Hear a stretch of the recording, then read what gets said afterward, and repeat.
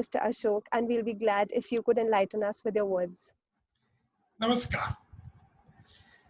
बहुत अच्छा लगा कि आज शिशिर जी ने इस टेक्नोलॉजी के मीडियम से, इस माध्यम से हम सबको जोड़ा। मुझे तो लगता है ये कोरोना नहीं है, ये कुछ करो ना, ऐसा तो नहीं है। नाम रखने वाले ने मुझे नहीं पता किस भावना से नाम रखा, मुझे लगता है उसने आ ज्यादा लगा दिया, अदरवाइज ये था करो ना कुछ तो करो। और जिस डिजिटलाइजेशन के पीछे जो टाइम की नीड थी, जिस डिजिटलाइजेशन की नीड थी, हम बहुत स्लो थे कि मेरे पास ये नहीं है, मेरे पास वैसा नहीं है। एक अचानक नियति ने, एक टाइम ने, एक डिमांड ने, एक सिचुएशन ने, या यूं कहें एक वायरस ने आप सबको एक्सिलरेट कर दिया। कहा नहीं, इतना समय नहीं है मेरे पास, क्योंकि किसी ने कहा था कि अगर आप तेज नहीं चलेंगे तो समय आपका इंतजार नहीं करेगा, वो या तो आपको कुचल देगा या आपको भुला देगा। ये बात वायरस ने भी कही। और आप देखिए ना, मैं कहीं और बैठा हूं, आप कहीं और बैठे हैं, और जो ज्ञान एक दूसरे को ट्रांसफर करना है लगातार कर रहे हैं, एनलाइटन हो रहे हैं, एक्सचेंज हो रहे हैं। मैं अक्सर कहता था कि education is not a work of transfer. Generally पूरी दुनिया में एजुकेशन 3 ही काम काउंट कर रही थी: transfer of information from teacher to student, from books to student, और फ्रॉम इंटरनेट और smart classes to student. Job number 1 transfer of information. Job number 2 storage of information by practicing, memorizing, learning by doing, or by so many methods. And third one, which is very important, representation of information by name of examination. अगर ये 3 ही काम, transfer, storage और representation, अगर education है तो pen drive is the good student, and mister Google, doctor Google is the best teacher. What is the need of me and you, and why we are killing a childhood of a child? Let him live दोस्तों। तो मैंने कहा कि corona नहीं है, questions है। अब ये क्वेश्चन ये सिग्नल दे रहे हैं कि डिजिटलाइज तेज करो।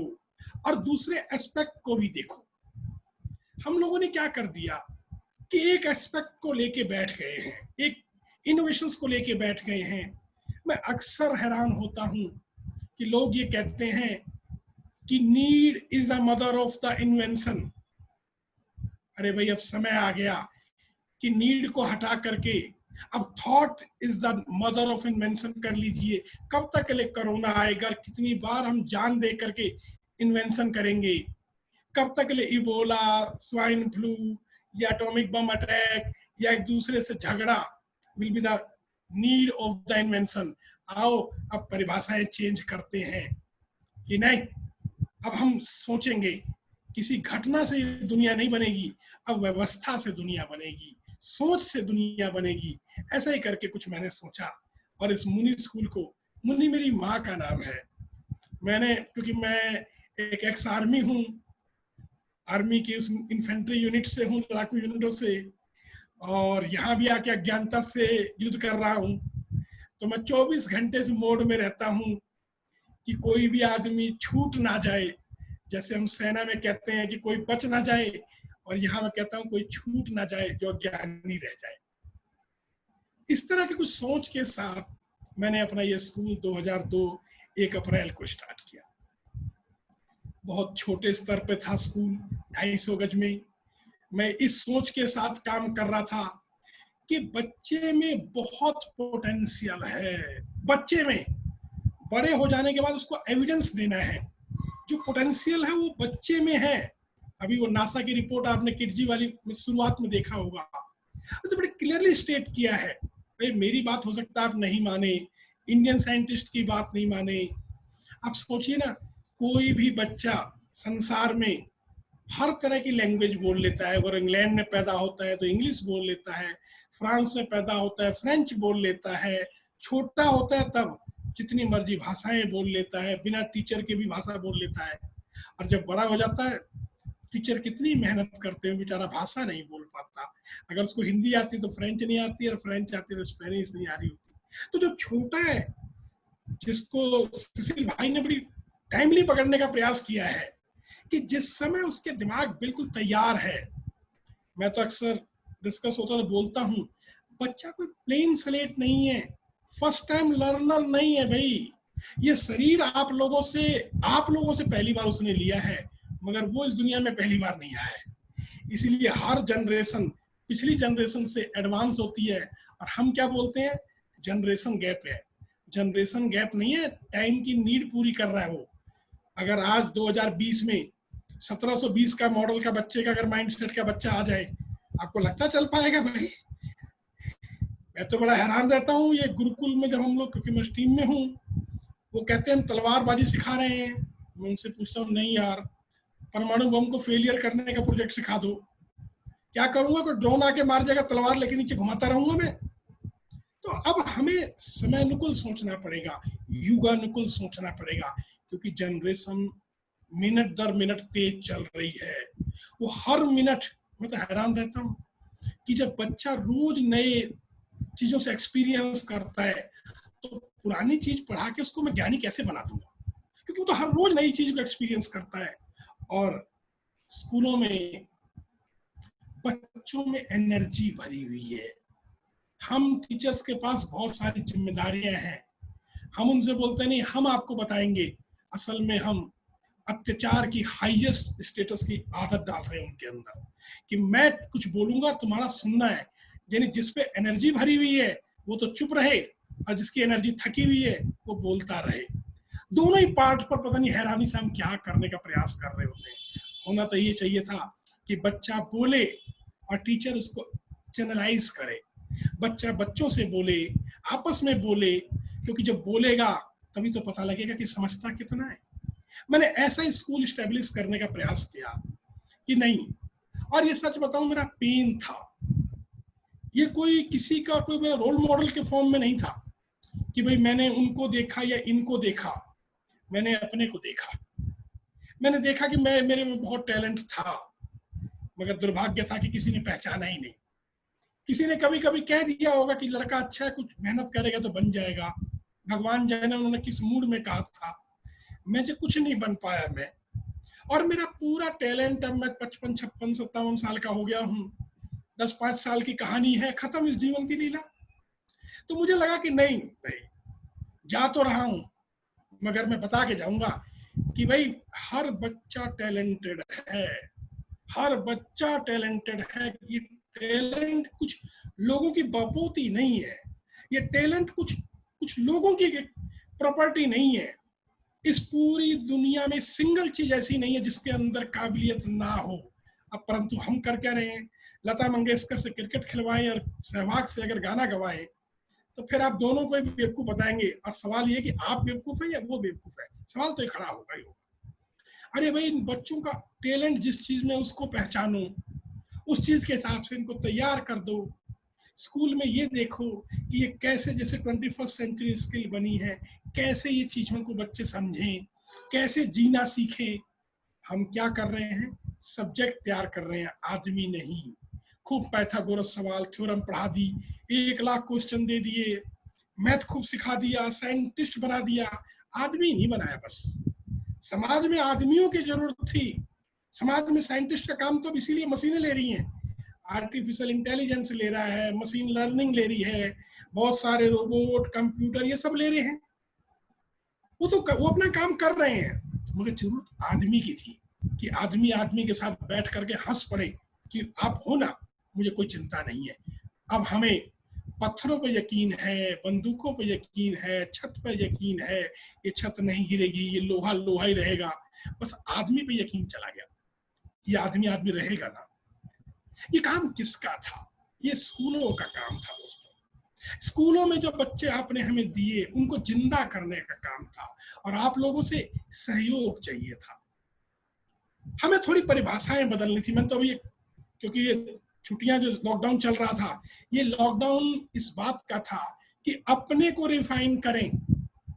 हम अक्सर क्या करते हैं, बहुत दूर तक बातें कर रहे होते हैं, अपने में कमी होती है। मैंने अभी पीपीटी रिलीज करी थी कि बीमार आदमी की लाइफ है, इम्पैक्ट बॉडी पे आता है, हम बॉडी का इलाज करते हैं। बीमार तो लाइफ है उस बेचारे की, उसको टेंशन है, उसको समझ नहीं आ रहा, और इसका इम्पैक्ट आता है बॉडी पर, और बॉडी का इलाज करते हैं।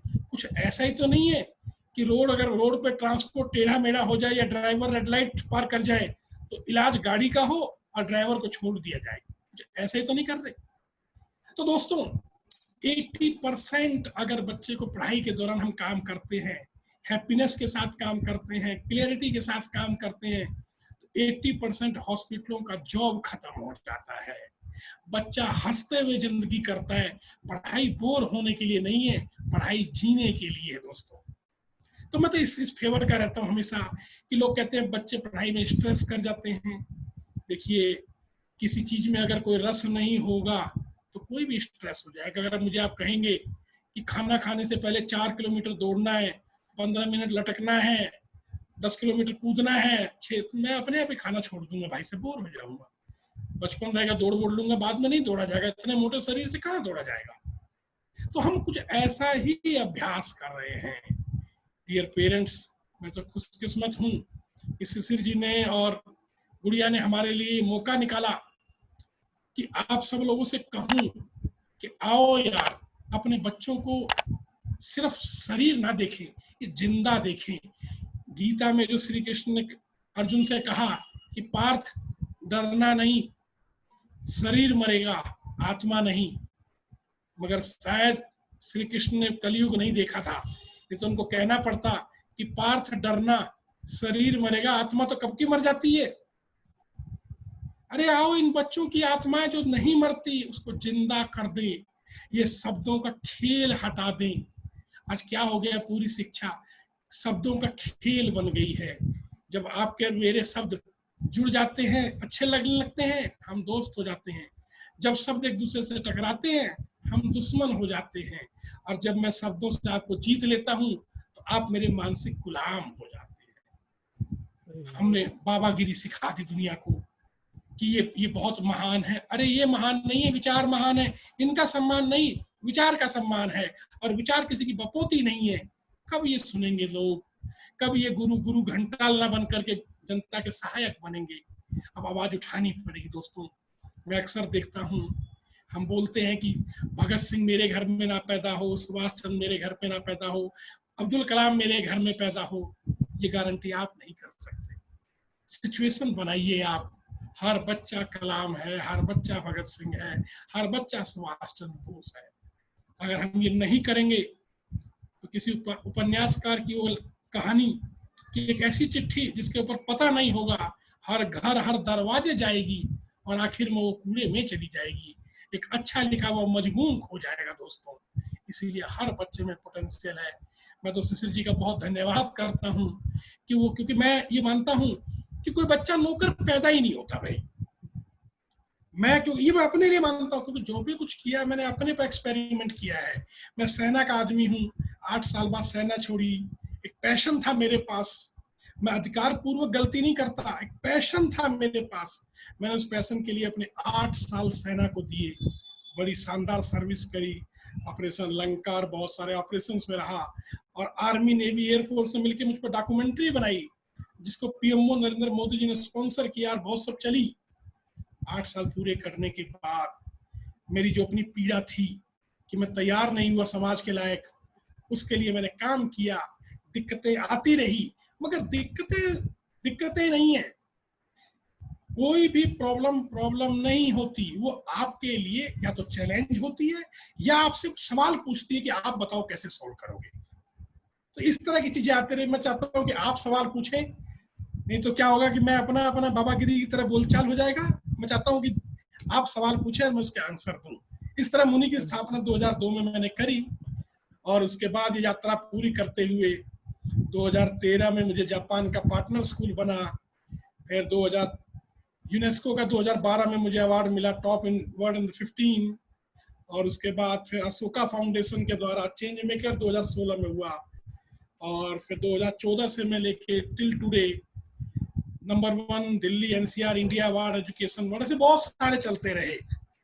मैं तो मजाक करने लगा था आजकल कि मैंने अवार्ड लेने के लिए भी आदमी रखे हुए हैं कि भाई सर जी जी मनी सर। इंटरनेशनल स्कूल का अपने आप बहुत बड़ा नाम है और बहुत अच्छे मैनेजमेंट तरीके से आप बच्चों को शिक्षा भी प्रोवाइड करते हैं, जिससे उनको सिर्फ शिक्षा ही नहीं मिलती, मेरे ख्याल से शिक्षा कैसे ग्रहण करनी चाहिए उसका एक तरीका भी मिलता है, जो शायद बहुत सारे स्कूलों में हम या ये कह लें मैनेजमेंट में आकर सीखते हैं। छोटी छोटी ग्रुप थ्योरीज जिसको यूटिलाइज करके बच्चे बचपन से उनका माइंड ट्यून हो चुका होता है कि इस तरह से प्रॉब्लम को सॉल्व करना है, ना कि हर बार मतलब सिर्फ टीचर पे आश्रित होकर बैठे। तो खुद का सोल्यूशंस निकालना जरूरी है, यही हमारा भी मुहिम है स्किट्सप्रेन्योर के थ्रू। तो अगला प्रश्न अब आपसे अदिति द्वारा पूछें। That was a beautiful journey of yours and very motivating words from you. We have a lot of audience who's watching this video, so I expect them to ask whatever questions they have today from Mr. Ashok in the comment section below. Apart from that, we have some questions that we have, which are from the common people out there. One of the most important questions is, sir, how do you think will the education system is going to change because of this COVID-19 pandemic? Yes exactly, मैंने कहा ना corona नहीं, ये questions है, ये वे हैं। Definitely नया lesson मिला है पूरी दुनिया को, और सबसे बड़ा लेसन मिला है एजुकेशन को। इसमें सेल्फ लर्निंग पे काम शुरू हो गया है। पहले जो ग्रुप लर्निंग थी कि आप टीचर एक को लेक्चर करता है सारे, अब बच्चों को टाइम मिलने लग गया। अब स्कूल बाउंड्री तोड़ चुका है। जो अक्सर हम कहते थे कि स्कूल बच्चे के साथ हो, मैं अक्सर बोलता था कि जानते हैं नालंदा और तक्षशिला क्यों खत्म हुई? क्योंकि वो बिल्डिंग में थी, वो बिल्डिंग किसी ने तोड़ दी, तक्षशिला नालंदा इतिहास बन गए। अब कोविड ने ये प्रॉब्लम सॉल्व कर दी। कोविड ने कहा तोड़ने की जरूरत नहीं है, स्कूल को ही बच्चे के घर पहुंचा दिया। कितना बढ़िया काम कर दिया भाई। माता पिता के पहले कहते थे कि पेरेंट्स की पार्टिसिपेशन कितनी होनी चाहिए, लगातार पार्टिसिपेशन है भाई, उनकी निगरानी है, उनकी पार्टिसिपेशन है, इन्विजिलेटर भी है वो एग्जाम के। और इस कोविड से ये सब बहुत सारी चीजें लोगों को सीखने को मिल रही हैं। मुझे यही डर है कि ये शमशान वैराग्य ना हो जाए, कि जैसे शमशान घाट जाते हैं कुछ लोग, बड़ी देर साधु से बन जाते हैं, थोड़ी देर तक आधा घंटा, और बाहर आके फिर बिजनेस शुरू होता है। बट डर थोड़ा यही है कि शमशान वैराग्य ना हो, ये बातें लोग समझें। और अब मैं समझता हूँ जनरेशन, आज की जनरेशन बहुत तेज है, इस जरूरत को समझेगी, और जो बच्चों की स्पीड है वो बढ़ेगी, बच्चों का सेल्फ एक्सप्लोरेशन, सेल्फ रियलाइजेशन बढ़ेगा। मैं 100% श्योर हूँ इस बात से। बहुत अच्छा बढ़ भी रहा है सर। इनफैक्ट हम लोगों ने कुछ सेशंस स्किट्सप्रेन्योर के ऑनलाइन भी किए हैं, जो कि इससे पहले हम सोच रहे थे सिर्फ फिजिकल वर्ल्ड में ही पॉसिबल हम कर पाएंगे, मगर अच्छा रिस्पॉन्स रहा है। धीरे धीरे बच्चे भी सीख रहे हैं और नए इनोवेशंस भी आ रहे हैं उनकी तरफ।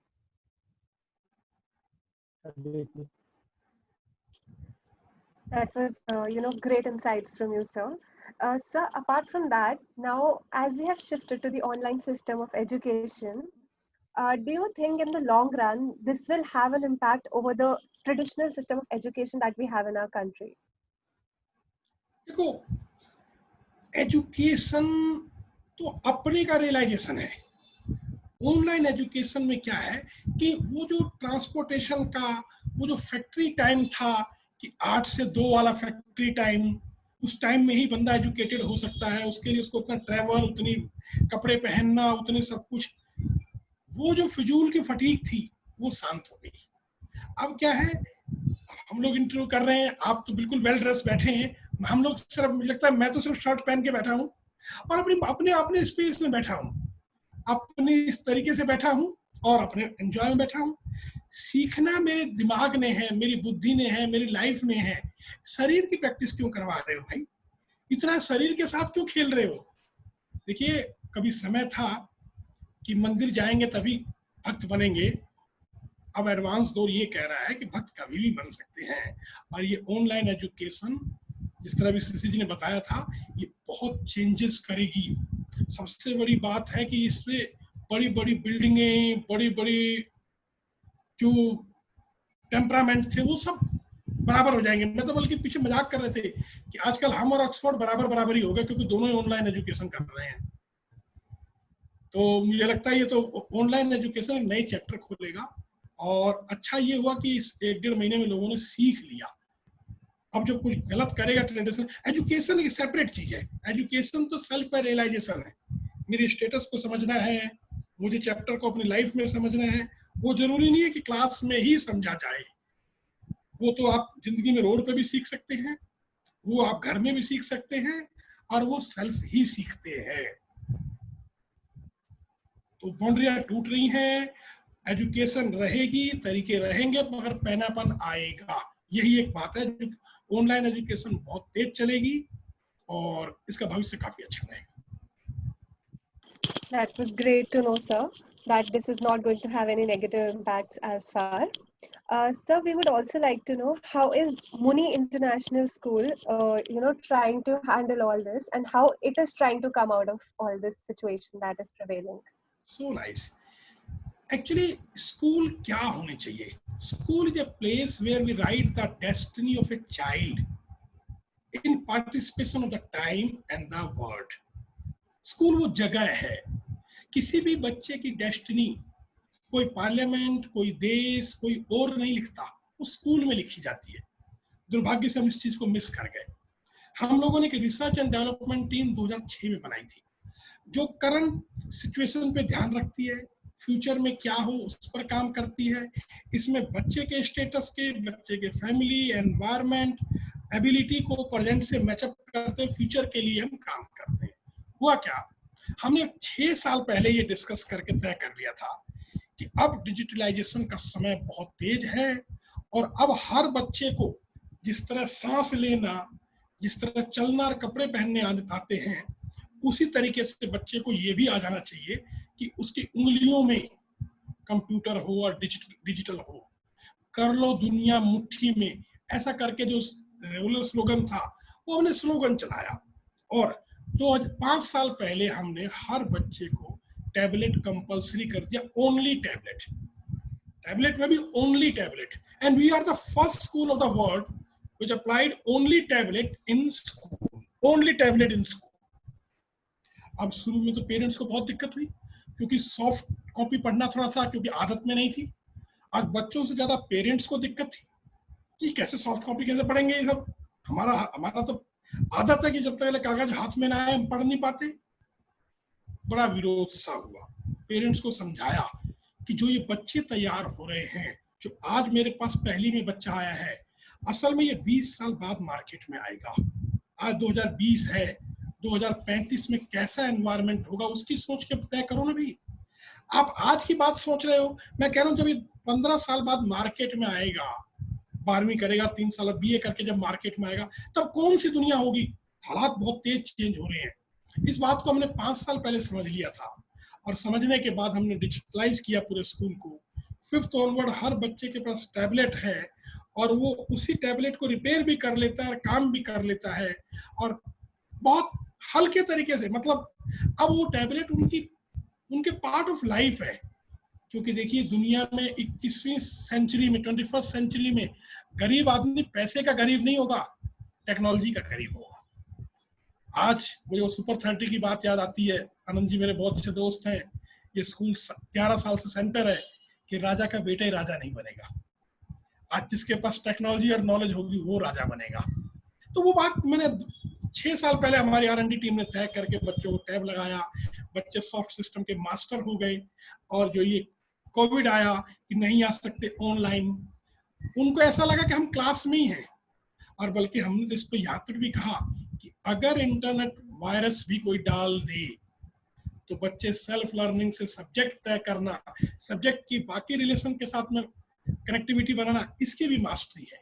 इसीलिए स्कूल की बहुत बड़ी जिम्मेदारी ये है कि भविष्य को पढ़ते हुए, अपने बच्चों को समझते हुए ऐसा प्लान डिजाइन करे जिसमें किसी भी हालत में कोई भी लेवल आए, बच्चे हंसते हुए कह दे कोई बात नहीं, आप भी आ जाओ, क्योंकि हर प्रॉब्लम मेरा टेस्ट है, ये मेरी रुकावट नहीं है। इस बात को ध्यान रख के हमने ऐसे सिस्टम काम किया जी। So apart from that, the Eklavya system of teaching that is there in your school, that's a very new thing, like very less people know about it.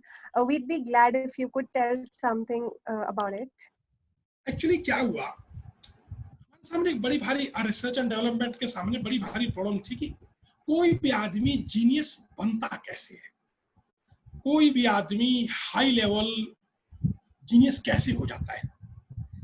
तो कुछ ने कहा कि भाई अगर पहाड़ पे जाएगा, एकांत में रहेगा, तो हमने कहा अगर एकांत में रहने से ज्ञानी बनता तो हर बहरा आदमी ज्ञानी होना चाहिए था। तो एक बहरे आदमी को गॉड गिफ्टेड एकांत मिला होता, वो सुनता ही नहीं किसी की। बोले नहीं, पहाड़ पे रहने से एकांत में। हमने कहा नहीं। फिर लोगों ने मुझे कहा कि समाधि लेने से कुछ ज्ञानी हो सकता है। हमने कम से कम 60-70 समाधि लिए हुए लोगों का, जिनको इन्होंने घोषणा कर रखी थी, उनके इंटरव्यू करे, उनसे पूछा सर समाधि में आपको क्या मिला। वो बोले बता नहीं सकता, बहुतों ने ऐसा कहा। तो मैंने कहा जब बता ही नहीं सकते फिर फायदा क्या हुआ। बोले ऐसा सुख मिला। नहीं समझ आया। फिर हमने जितने भी हाई जीनियस लेवल जीनियस लोग थे उनकी लाइफ को स्टडी करना शुरू किया, खूब स्टडी किया, खूब समझा, बड़े लोगों से डिस्कस करते रहे 5 से 6 साल तक। 2012 का वो साल आया जब हमें ये समझ आया कि कोई ज्ञानी कैसे होता है। झटके में आंसर मिला कि जब ज्ञान, विज्ञान और विवेक, ज्ञान मतलब नॉलेज क्या है, विज्ञान मतलब उसकी प्रोसेस क्या है, और विवेक मतलब aim of this knowledge is, ये तीनों जब वन लाइन स्ट्रीम हो जाएं और सिचुएशन से मैच करें तो कोई भी आदमी जीनियस हो जाता है। पतीले को खड़कता हुआ, इवोपरेट होके भाप से ढक्कन खड़कता हुआ खाली जेम्स वाट ने नहीं देखा था, हम सब के घरों में पतीला खड़कता था, गैस पानी गर्म होने पर ढक्कन खड़कता था उसका, और सबने देखा था। मगर जेम्स वाट ने वो ज्ञान, नॉलेज कैसे थी, उसका विज्ञान उसमें क्या था, विशेष ज्ञान क्या था, और विवेक उसको मानव के लिए कैसे इस्तेमाल कर सके, इन तीनों को स्ट्रीम किया और स्टीम इंजन बन के चला आया। तो हमने इस बात को समझाया, इसको हमने एकलव्य नाम दिया। असल में आपने देखा कि किसी को गुरु की जरूरत नहीं है। मैं ये अक्सर हरियाणा गवर्नमेंट की ट्रेनिंग और जब गवर्नमेंट कराता हूँ तो मैं उनसे बोलता हूँ कि टीचर का रोल अब खत्म होने वाला है। अगर टीचर इंफॉर्मेशन शेयर करता है, स्टोर करने की कोशिश करता है, रिप्रेजेंट करवाता है, तो ये काम आर्टिफिशियल इंटेलिजेंस, रोबोट और मशीनें और ऑनलाइन पे होंगी, आपका रोल नहीं होगा। तो आपका रोल गुरुजी का होगा। अब आपको गुरुजी जाना पड़ेगा बैक में। गुरुजी का मतलब फैसिलिटेटर, मोटिवेटर, सुपरवाइजर और partner in the possibility of child, बच्चे की संभावनाओं में पार्टनर हो जाए। तो अब इसमें करना क्या है, बच्चा नॉलेज गेन करेगा सेल्फ के द्वारा, क्योंकि एकलव्य कोई गुरु नहीं था। आपने एकलव्य की महाभारत में कहानी सुनी होगी। उसने देख करके गुरु को एक श्रद्धा, एक भावना बना करके अभ्यास करते हुए वो विद्या सीख ली जो गुरु अपने चेले, द्रोण अपने चेले अर्जुन को नहीं दे पाए, जो 3-4 युगों में 5 ही लोगों के पास थी। वो विद्या सीख सकता है आदमी, इसीलिए इसका नाम दिया एकलव्य। मतलब अपना डेवलपमेंट खुद करो, अपने से ज्ञान, विज्ञान और विवेक को स्ट्रीमलाइन करते हुए जब ज्ञान, विज्ञान से और विवेक से आपके पास आएगा तो आप जीनियस हो जाएंगे। ऐसा एक सिस्टम डिजाइन किया जिसका नाम दिया एकलव्य, क्योंकि हर बच्चा, विवेकानंद जी ने कहा, सभी ने कहा कि हर बच्चा एक पोटेंशियल है, सिर्फ प्लेटफॉर्म देना है, आपने यकीन देना है उसको। कौन बदलने को तैयार नहीं है, ये हर बच्चा बदलने को तैयार है। इसको मैंने एकलव्य नाम दिया। और मैंने ये ऐसा नहीं है कि मैं सिर्फ कह रहा हूं, मैंने ऐसे होते हुए देखा है। शिशिर जी और हम लोग वर्कशॉप करते हैं, लंबी शिशिर जी करते हैं, ओपन देखते हैं। हमने उन बच्चों को, जिन बच्चों के पास हमें लगता है कि यार इस काम में ठीक नहीं है, ऐसा नहीं है, उन्होंने वो प्रेजेंटेशन दी है कि मैं हैरान हो जाता हूँ। और ये बात मेरे लिए गर्व की है कि वो मेरे इस मैटर को लोगों को बता भी पाते हैं। See how the children are developing themselves. तो हर बच्चे में पोटेंशियल है, उसके लिए सिचुएशन का निर्माण करिए, बार बार एफर्ट्स कराइए, उसकी एटीट्यूड को देखिए। क्योंकि हम क्या कर रहे हैं, सब्जेक्ट डेवलप कर रहे हैं, बच्चे में एटीट्यूड, एप्टीट्यूड, हैबिट, उसका कैसा इंक्लाइन हो रहा है, उस पर काम नहीं कर रहे, सब्जेक्ट पे काम कर रहे हैं। इसी एटीट्यूड वगैरह बनाने के लिए मैंने एकलव्य सिस्टम डिजाइन किया और मैं गारंटी से अक्सर देखता हूँ, क्योंकि हमारी फिलोसफी है कि every human being is born with unique talent and equipped with genius in him. कोई बच्चा कमजोर नहीं है, कमजोर होता तो दुनिया में नहीं आता। आप मानेंगे, इस दुनिया में इतनी सारी घटनाएं हुई, एकलव्य हुए, कालिदास हुए, आज से 2000 साल पहले, 2016 साल पहले, बाद में रिपीट क्यों नहीं हुए? क्योंकि सिचुएशन नहीं वैसी आ रही। नहीं तो लाइफ तो कहीं ना कहीं रिपीट कर ही रही थी। तुलसीदास हुए, क्योंकि हम लोग सिचुएशन नहीं दे रहे। हम क्या कर रहे हैं, या तो लाइव रोबोट बना रहे हैं या ओबीडिएंट सर्वेंट। हम या तो लाइव रोबोट पैदा कर रहे हैं या ओबीडिएंट सर्वेंट पैदा कर रहे हैं। अब कालिदास, तुलसीदास और जितने साइंटिस्ट हैं, कम से कम ये ओबीडिएंट सर्वेंट तो नहीं है, ये लाइव रोबोट तो नहीं है कम से कम। ये इसी काम को हमने एकलव्य मॉडल ऑफ एजुकेशन दिया था। जी, बहुत खूबसूरती से आपने फ्यूचर विजन को और हमारे अपने कल्चरल वैल्यूज को एक कंबाइन करके आंसर दिया। बहुत अच्छा लग रहा है कि आज आप हमारे साथ हैं। आई थिंक सबसे पहले तो मैं आपको ये मौका देख के थैंक यू भी करूंगा, क्योंकि हमारा जो किड्स प्रेरणा प्रोग्राम है उसका सबसे पहला पीओसी हमने मुनि इंटरनेशनल स्कूल के साथ किया। अलग अलग रीजन थे। सबसे बढ़िया रीजन ये था कि सामने अशोक जी थे, जिनका माइंडसेट काफी ओपन था और वो नई चीजें लेकर आना चाह रहे थे, और इस नई चीजों में हमने अपना योगदान डालने की कोशिश करी ताकि हमारी नॉलेज जो है ट्रांसफर हो सके किसी तरीके से, और जो टूल्स और टिप्स हमें बचपन में मिल जाते और हम डिफरेंट तरीके से बिहेव करते, वो हम मुनि इंटरनेशनल स्कूल के बच्चों के साथ देने की बात करते हैं। तो अभी हम वही इम्पार्ट करने की कोशिश कर रहे हैं। Thank you mister Ashok ji for letting us do our first POC with Muni international school, and we are hoping कि इन फ्यूचर आपके काफी सारे मैनेजमेंट मुनि स्टाइल ऑफ मैनेजमेंट चल रहे हैं, वहाँ पे भी हम अपने इस किड्सप्रेन्योर इनिशिएटिव को आगे ले जा पाएं। और होपफुली आप हमारे साथ दोबारा बैठेंगे इस सेशन में कभी और आराम से। अभी हमें लगता है कुछ दिन और ऑनलाइन और टेक्नोलॉजी का इस्तेमाल करना पड़ेगा अपने इंटरेक्शन के लिए, तो देखते हैं समय कैसे लेकर जाता है, मगर लर्निंग शुड नॉट स्टॉप, और इसलिए हमारी लर्निंग ऑनलाइन चलती रहेगी। Over to you Aditi. Thank you so much, Mr. Ashok, and thank you so much, Mr. Shishir. Before we end today's session, I would like to introduce you all to an initiative, Kids Life by Kidspreneur, which is an effort to help parents and kids alike to stay engaged constructively amid this unfortunate lockdown situation. These testing times under COVID-19 situation has created a vacuum and forced us to face times that we have never dreamt of. Engaging kids has become quite an effort who are forced to stay inside their home 24/7. This initiative, like many others, may help you in keeping your child engaged. Thank you so much, everyone. Thank you for having us, and thank you for joining us, Mr. Ashok. Thank you, Thank you sir. so much.